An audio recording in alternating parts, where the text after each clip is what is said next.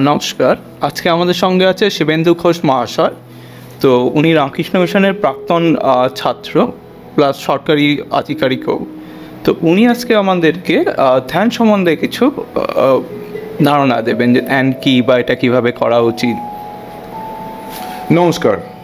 আজকে আমি আপনাদের চ্যানেলে আসতে পেরে নিজেকে ধন্য মনে করছি।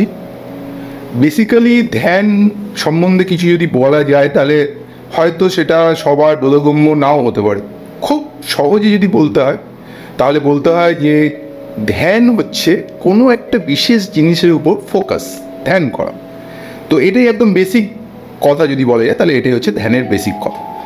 এইবার আমরা যদি এটাকে বিশ্লেষণ করতে চাই তাহলে দেখতে পারি যে ভারতবর্ষ, অর্থাৎ আমরা যে ভারতবর্ষে বাস করি, সেই ভারতবর্ষ দুনিয়াতে যত কিছু জিনিস দিয়েছে, শূন্য দিয়েছে, আরও অনেক কিছু দিয়েছে, তার মধ্যে সর্বোচ্চ এবং সর্বশ্রেষ্ঠ হচ্ছে এই ধ্যান। ধ্যান হচ্ছে এমন একটা জিনিস যেটা মানুষকে ভগবানে উত্তীর্ণ করে। আমি আবার এমফাসিস দিয়ে বলছি, মানুষকে ভগবানে উত্তীর্ণ করে।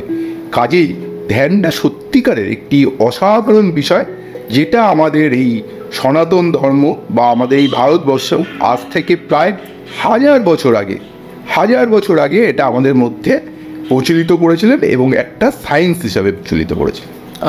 নমস্কার। আজকে আপনার কাছে অনেক কিছু জানলাম ধ্যান সংক্রান্ত। আপনাকেও আমার নমস্কার রইল।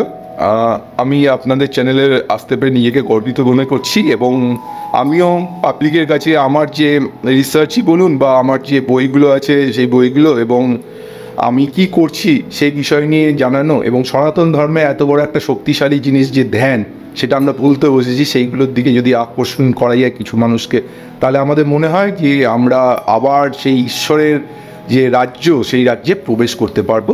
এবং আরেকটা আমার রিকোয়েস্ট রইল যে যদি কেউ এই ধ্যান সম্বন্ধে ইন্টারেস্টেড হয়, সম্পূর্ণ বিনা পয়সা, কোনো পয়সার কোনো প্রয়োজন নেই, সম্পূর্ণ বিনা পয়সা আমার সঙ্গে যোগাযোগ করিয়ে আমি তাদের আমার যতটুকু সামর্থ্য আছে সেই সামর্থ্য অনুযায়ী তাদের ধ্যান শিখিয়ে দিতে পারবো, যেটা তাদের কাছে তাদের জীবনে একটা পাথেয় হয়ে দাঁড়াবে। নমস্কার, ধন্যবাদ।